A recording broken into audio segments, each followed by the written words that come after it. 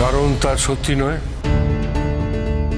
ও, তা আপনি কি করে বুঝলেন এটা সত্যি নয়? টুয়া আমার ভাইয়ের মেয়ে, সে আমাদের কাছে শেয়ার করেছে সে অনুরাগকে ভালোবাসে।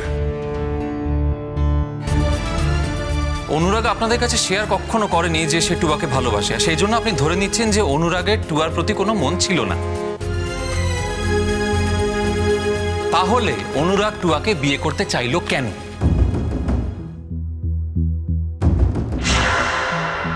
অনুরাগের মধ্যে একটা কৃতজ্ঞতা ছিল। ও ভেবেছিল যেহেতু আমরা ওর জীবনটা বাঁচিয়ে তুলেছি, সেহেতু টুয়ার কথাটাও রাখা উচিত। আমরাও বিয়েটা চেয়েছিলাম, তাই আমাদের কথাটাও রাখা উচিত। আচ্ছা, বেশ বেশ বেশ, ধরে নিচ্ছি, আপনার কথাই ধরে নিচ্ছি আমি। এবার আপনি আমাকে একটা কথা বলুন তো, মেঘলা যখন নিজের পরিচয় লুকিয়ে, মানে ও যে অনুরাগের স্ত্রী সেটা লুকিয়ে আপনাদের বাড়িতে আশ্রয় নিল, আর যখন মেঘলা আলাদাভাবে অনুরাগের সঙ্গে দেখা করতে চাইতো, কথা বলতে চাইতো, তখন আপনি কেন রিয়াক্ট করতেন?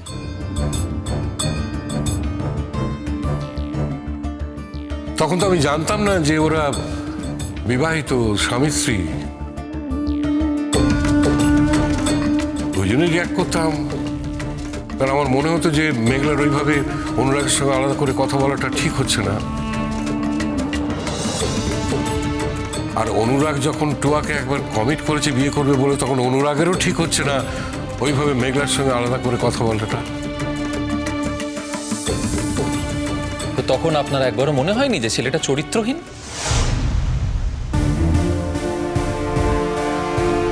না, আমার মনে হয়েছিল অনুরাগ মেয়েটিকে হেল্প করতে চায়। কারণ অনুরাগের মধ্যে একটা কাইন্ডনেস আছে। আমার মনে হচ্ছে যে ওই কাইন্ডনেস থেকে হয়তো ওকে হেল্প করতে চাইছিল। তাহলে আপনি বাধা দিতেন কেন? কারণ আমার মেয়ে অ্যাকসেপ্ট করতে পারেনি, তাই। অনুরাগের মধ্যে যে কাইন্ডনেসটা ছিল সেটা টুয়ার মধ্যে ছিল না। আর আমিও চাইছিলাম বাবা নির্ঝঞ্ঝাটে বিয়েটা হয়ে যাক, তাই ওদের দুজনের মধ্যে কোনো তৃতীয় ব্যক্তিকে আমি ঢুকতে দিতে চাইনি। তাহলে আপনি কখন বুঝতে পারলেন যে মেঘলা আর অনুরাগ দুজনে স্বামী স্ত্রী? যখন বিয়ের দিন ওর স্মৃতি ফিরে এলো, তখন বুঝেছিলাম। যদি তাই হয়, তখন আপনার এক্স্যাক্টলি কি মনে হলো? তখন আমার মনে হলো যে অনুরাগ আর মেঘলা যখন বিবাহিত, তখন ওরা সাফার করবে কেন? আর আমার টুয়া তো তখনও বিয়ে হয়নি, জাস্ট বিয়ের পিঁড়িতে বসেছিল। ওরা যখন আগে থেকেই বিবাহিত, তখন ওদের বিয়েটাই টিকে থাক।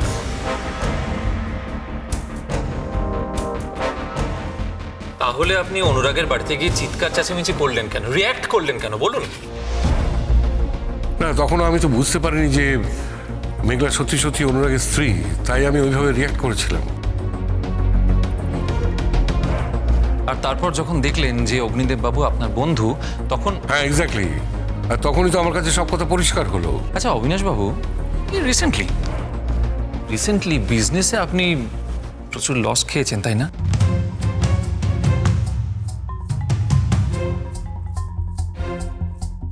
এর সঙ্গে কি সম্পর্ক?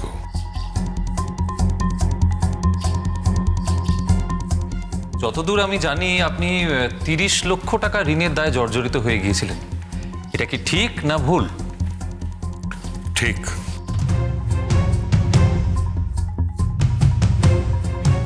এ কথা আপনি আপনার পরিবারের কাউকে জানাননি, ঠিক না ভুল?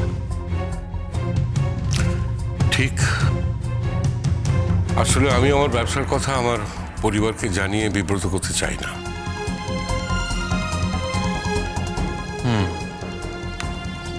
খুব সম্প্রতি আপনি টাকাটা ফেরত দিতে পেরেছেন, ঠিক না ভুল?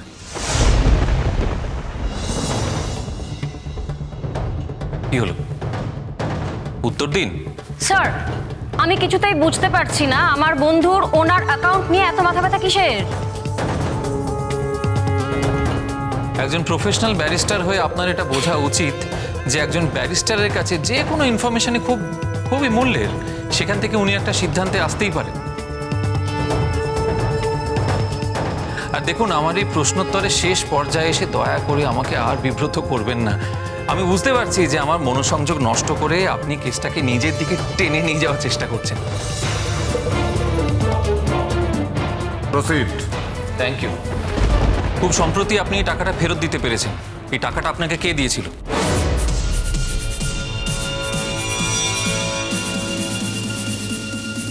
কি হলো, আমার কথার উত্তর দিন। টাকাটা কে দিয়েছিল আপনাকে? একজন দিয়েছিল।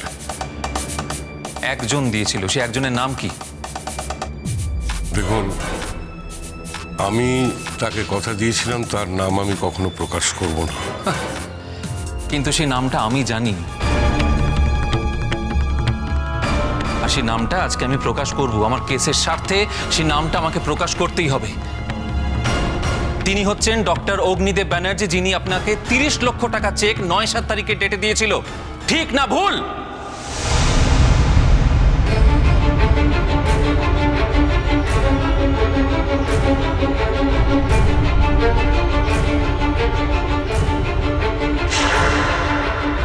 এটা থেকে কি প্রমাণ হয় স্যার?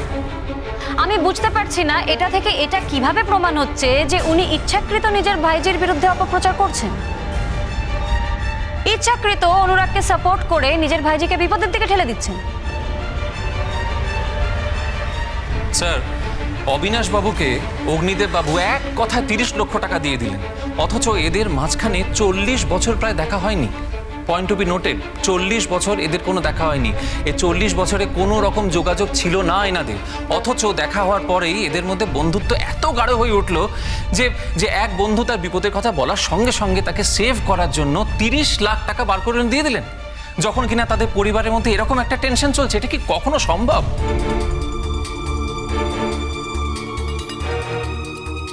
আপনি কি প্রমাণটা কি করতে চাইছেন? আমি এর থেকে শুধু একটা কথাই প্রমাণ করতে চাইছি যে অগ্নিদেব বাবু 30 লক্ষ টাকা দিয়ে অবিনাশ বাবুকে কিনে নিয়েছিলেন।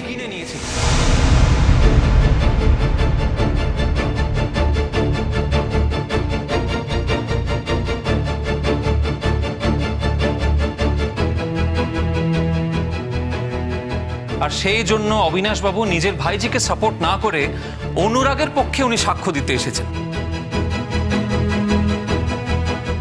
That's all your honour. এর থেকে বেশি আমার আর কিচ্ছু বলার নেই।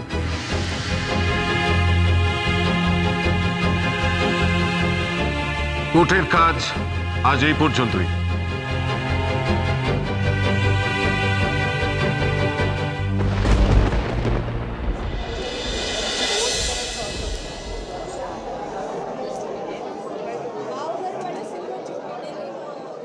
তোমার গাড়ি কোথায়? এটা আমাদের প্রফেশনাল এজেন্ডার মধ্যে পড়ে না তো? না, তা পড়ে না। আমি পার্সোনাল স্পেসে ঢুকে জিজ্ঞেস করছি তোমাকে, আজ গাড়ি নেই?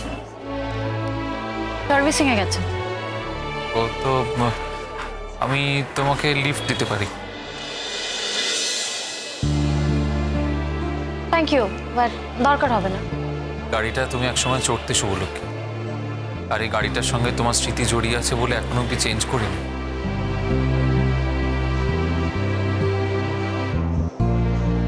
আমি শুনেছি তুমি আজকাল ড্রিঙ্ক করছো, যেটা তুমি আগে করতে না, কিন্তু আমার প্রশ্নটা হচ্ছে যে তুমি কি আজকাল ওয়ার্কিং আওয়ার্সেও ড্রিঙ্ক করে থাকছো? তোমার কি আমাকে দেখে তাই মনে হচ্ছে? না, দেখে মনে হচ্ছে না, কিন্তু শুনে মনে হচ্ছে। মানে সুস্থ অবস্থায় থাকলে তো এই ধরনের কথাবার্তা বলার কথা নয়। কেন, এতে অসুস্থতার কি হলো?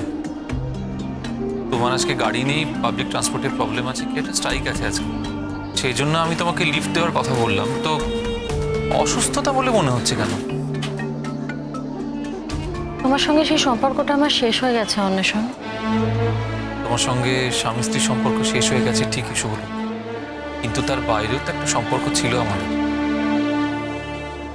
হ্যাঁ, ডেফিনেটলি। আমরা ফার্স্ট ইয়ার থেকে একসঙ্গে পড়াশোনা করেছি, তারপর আমরা একসঙ্গে বিদেশে গেছি, তারপর বিদেশে গিয়েও আমরা একসঙ্গে পড়াশোনা করেছি, সেখান থেকে একসঙ্গে ফিরেছি, তারপর আমাদের বিয়ে হয়েছে, তারপর আমাদের বিয়ে ভেঙেওছে, তারপর আস্তে আস্তে আস্তে সমস্ত পর্বগুলো তুমি যেরকম জানো এক্স্যাক্টলি আমিও জানি।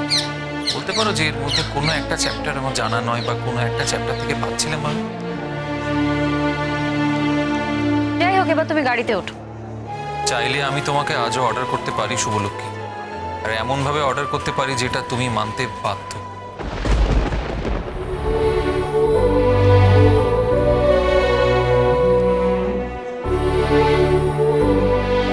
পড়ে দেখো,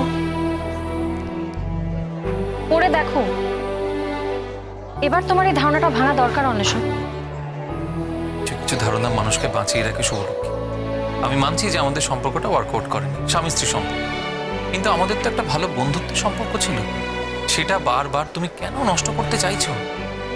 যার সঙ্গে 7 বছর সংসার করেছি, প্রত্যেক দিন একসাথে ঘুমোতে গেছি, একসাথে ঘুম থেকে উঠেছি, যার হাত ধরে জঙ্গলে অন্ধকারে হেঁটেছি, যার হাতের ভরসায় পাহাড়ের চূড়ায় উঠেছি, যাকে জড়িয়ে ধরে সমুদ্রে স্নান করেছি, তার সঙ্গে পুরনো সম্পর্কটা ভেঙে গেলে নতুন কোনো সম্পর্ক রেখে দেওয়া সম্ভব নয়। অন্তত শুভলক্ষ্মীর পক্ষে তো সেটা সম্ভব নয়।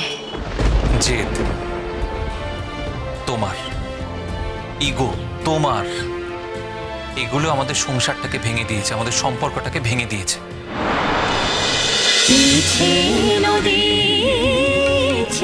নদী